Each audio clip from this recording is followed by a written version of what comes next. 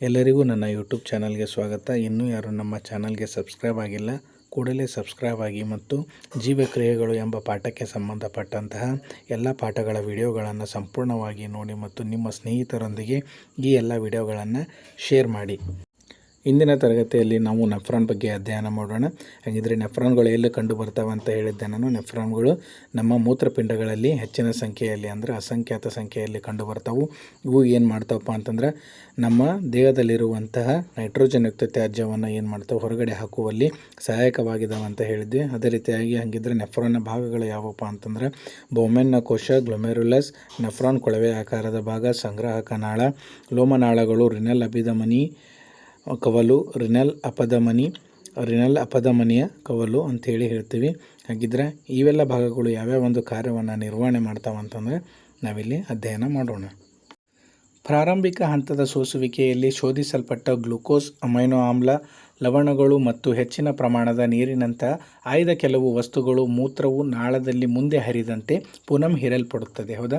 Glucose, amino ಆಮ್ಲ, ಲವಣಗಳು ಮತ್ತು ಹೆಚ್ಚಿನ ಪ್ರಮಾಣದ ನೀರಿನಂಥ ಆಯ್ದ ಕೆಲವು ವಸ್ತುಗಳು ಇವು ಏನಪ್ಪ ಅಂತಂದ್ರೆ ನೈಟ್ರೋಜಿನಸ್ ತ್ಯಾಜ್ಯಗಳಂತ ಕರಿತೀವಿ. ಎಲ್ಲಿ ಉತ್ಪತ್ತಿ ಆಗ್ತಾವಪ್ಪ ಅಂತಂದ್ರೆ ನಮ್ಮ ದೇಹದಲ್ಲಿ ಇರುವಂಥ ನೀರಿನ ಪ್ರಮಾಣದ ಮೇಲೆ ಸಹ ಏನಾಗಿರ್ತಾವೆ ಇವು ಹೊಂದಿರ್ತಾವೆ. ಅಂತಂದ್ರೆ ಏನು, ನಮ್ಮ ಮೂತ್ರಪಿಂಡದ ಕೆಲಸ ಏನು ಆಗಿದ್ದರೆ ಅದು ನಮ್ಮ ನೈಟ್ರೋಜನ್ ತ್ಯಾಜ್ಯವನ್ನು ಹೊರಗಡೆ ಹಾಕುವ ಒಂದು ಕೆಲಸವನ್ನು ಅಂದರೆ ಸೋಸಲ್ಪಡುವ ಒಂದು ಕೆಲಸವನ್ನು ಯಾವುದು ಮಾಡ್ತೈತಿ, ಮೂತ್ರಪಿಂಡಗಳು ಮಾಡ್ತಾವೋ. ಅದು ಮೂತ್ರನಾಳಗಳ ಮುಖಾಂತರ ಹರಿದು ಮೂತ್ರದ್ವಾರದಿಂದ ಏನಾಗಬೇಕು, ಹೊರಗಡೆ ಹೋಗಬೇಕು. ಅಂದರೆ ಅದೇನು, ಮೂತ್ರವು ನಾಳದಲ್ಲಿ ಮುಂದೆ ಹರಿದಂತೆ ಅಂದ್ರೇನು, ನಮ್ಮ ದೇಹದಲ್ಲಿರುವಂತಹ ಮೂತ್ರ ಅಂದರೆ ನೈಟ್ರೋಜನ್ ತ್ಯಾಜ್ಯ ಏನಾಗಬೇಕು ಹೊರಗಡೆ ಹೋದಂತೆ ಏನಾಗತ್ತಪ್ಪ ಅಂತಂದ್ರೆ ಮತ್ತು ನಮ್ಮ ಮೂತ್ರಪಿಂಡಗಳು ಅದನ್ನು ಏನು ಮಾಡ್ತಾವೆ, ಪುನಃ ಹೀರಲ್ಪಡುತ್ತದೆ. ಅಂದ್ರೇನು, ತನ್ನ ಕೆಲಸವನ್ನು ತಾನು ಏನು ಮಾಡಬೇಕು, ಅದು ನಿರ್ವಹಣೆಯನ್ನು ಮಾಡಬೇಕು. ನೆಕ್ಸ್ಟ್ ನೋಡ್ರಿ, ಮರುಹೀರಿಕೆಯಾಗುವ ನೀರಿನ ಪ್ರಮಾಣವು ದೇಹದಲ್ಲಿ ನೀರು ಎಷ್ಟು ಅಧಿಕವಾಗಿದೆ ಮತ್ತು ಎಷ್ಟು ಪ್ರಮಾಣದ ಕರಗಿದ ತ್ಯಾಜ್ಯವನ್ನು ವಿಸರ್ಜಿಸಬೇಕಾಗುತ್ತದೆ ಎಂಬುದನ್ನು ಆಧರಿಸಿದೆ. ಅಂದರೆ ಏನಪ್ಪ ಅಂದರೆ ಮುಂದೆ ಹರಿದಂತೆ ಪುನಃ ಹೀರಲ್ಪಡುತ್ತದೆ ಅಂತ ಹೇಳಿದರು ಮೊದಲನೇ ಪಾಯಿಂಟಲ್ಲಿ. ಮರುಹೀರಿಕೆ ಆಗುವ ನೀರಿನ ಪ್ರಮಾಣ ಅಂತಂದರೆ ಏನಪ್ಪ ಅಂತಂದರೆ ನಮ್ಮ ದೇಹದಲ್ಲಿ ಎಷ್ಟು ನೀರನ್ನು ತೆಗೆದುಕೊಂಡಿರ್ತೀವಿ ಮತ್ತು ನಮ್ಮ ದೇಹದಲ್ಲಿ ಎಷ್ಟು ನೀರಿನ ಪ್ರಮಾಣ ಇರ್ತೈತೆ ಅನ್ನೋದ್ರ ಮೇಲೆ ಏನಪ್ಪ ಅಂತಂದರೆ ಎಷ್ಟು ಪ್ರಮಾಣದ ಕರಗಿದ ತ್ಯಾಜ್ಯವನ್ನು ನಾವು ವಿಸರ್ಜಿಸಲಾಗುತ್ತದೆ ಎಂಬುದನ್ನು ಅದರ ಮೇಲೆ ಏನಾಗಿರ್ತೈತೆ ಅದು ಆಧರಿಸಿರ್ತೈತೆ. ಅಂದ್ರೇನು, ನಾವು ಎಷ್ಟು ದೇಹದಲ್ಲಿ ನೀರಿನ ಪ್ರಮಾಣವನ್ನು ಒಳಗಡೆ ತೆಗೆದುಕೊಂಡಿರ್ತೈತೆ ಅದರ ಮೇಲೆ ಏನಾಗಿರ್ತೈತಿ ನಾವು ವಿಸರ್ಜಿಸಬೇಕಾಗುತ್ತದೆ ಎಂಬುದನ್ನು ಅದರ ಮೇಲೆ ಏನಾಗಿರ್ತದೋ ಆಧಾರವನ್ನು ಹೊಂದಿರ್ತೈತೆ ಅಂತ ಅವರಿಲ್ಲಿ ಹೇಳ್ತಾರೆ. ಅರ್ಥ ಆಯ್ತಾ?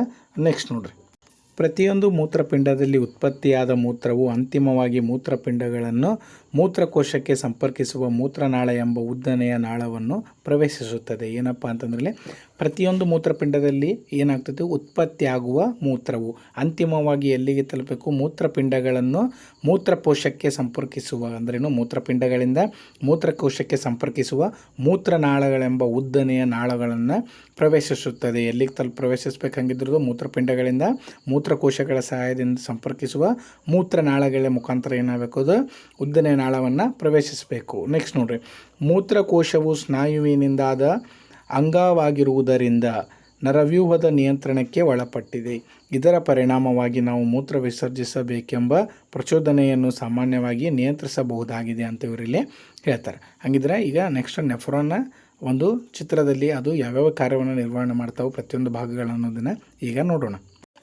ಇಲ್ಲಿ ನೋಡ್ರಿ, ಬೌಮೆನ್ನ ಕೋಶ ಮತ್ತು ರಿನಲ್ ಅಪಧಮನಿಯ ಕವಲು ಅಂತ ಕರಿತಾರೆ. ರಿನಲ್ ಅಪಧಮನಿಯ ಕವಲುಗಳು ಮತ್ತು ಏನಪ್ಪ ಅಂತಂದರೆ ಈ ಒಂದು ನೆಫ್ರಾನ್ಗಳು ಯಾವುದರಲ್ಲಿ ಇರ್ತಾವೆ ಅಂತ ಕಂಡು ಬರ್ತವೆ ಅಂತ ಹೇಳಿದ್ವಿ, ನಮ್ಮ ಮೂತ್ರಪಿಂಡಗಳಲ್ಲಿ ಕಂಡು ಬರ್ತಾವೆ.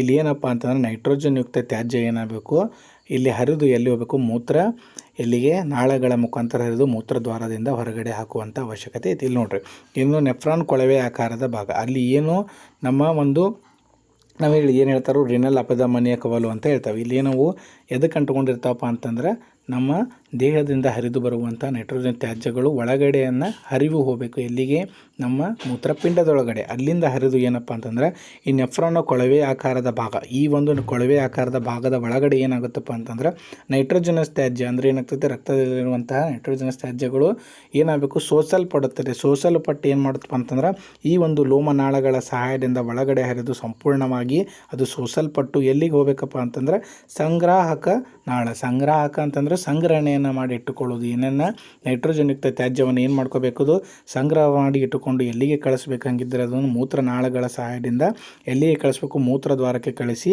ನೈಟ್ರೋಜನ್ ತ್ಯಾಜ್ಯವನ್ನು ಹೊರಗಡೆ ಹಾಕಬೇಕು. ಈ ರೀತಿಯಾಗಿ ಏನಪ್ಪ ಅಂತಂದ್ರೆ ನೆಫ್ರಾನ್ ನಮ್ಮ ಕಿಡ್ನಿ ಒಳಗಡೆ ಅಂದರೆ ಮೂತ್ರಪಿಂಡದೊಳಗಡೆ ಏನಪ್ಪ ಅಂತಂದ್ರೆ ಈ ರೀತಿಯಾಗಿ ಕಾರ್ಯವನ್ನು ನಿರ್ವಹಣೆ ಮಾಡ್ತಾವೆ. ಅರ್ಥ ಆಯ್ತಾ? ನೆಫ್ರಾನ್ ಯಾವ ರೀತಿಯಾಗಿ ಕೆಲಸವನ್ನು ನಿರ್ವಹಣೆ ಮಾಡ್ತೈತಿ ಮತ್ತು ನೈಟ್ರೋಜನ್ ತ್ಯಾಜ್ಯಗಳು ಯಾವ ರೀತಿಯಾಗಿ ಉತ್ಪತ್ತಿ ಆಗ್ತಾವಂತ ನಾವು ಈ ಒಂದು ತರಗತಿಯಲ್ಲಿ ಕಲಿತ್ವಿ.